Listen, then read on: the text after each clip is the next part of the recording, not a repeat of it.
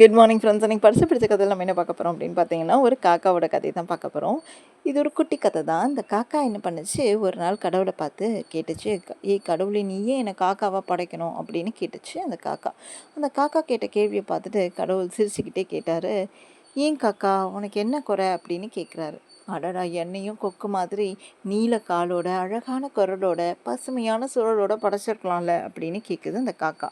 அதுக்கு கடவுள் மெதுவாக சொல்கிறாரு, நீ எந்த ஊருக்கு போனாலும் வாழலாம், என்ன வேணும்னாலும் சாப்பிட்லாம், ஏழைகளோட வீட்டுக்கு நீங்கள் தான் தூய்மையாக வச்சுருக்கீங்க, படிக்க தெரியாதவனும் உங்கள் பேர் சொன்னால் காப்பாற்றுறாங்க, அதை விட பெருசு நீங்கள் ரொம்ப பெரியவங்க, ஏன்னா அவங்க வீட்டில் இருக்கிற மூதாதையர்களாக அவங்கள நினச்சி அவங்களுக்கு சாப்பாடு வைக்கிறாங்க அப்படின்னு சொன்னார் கடவுள்.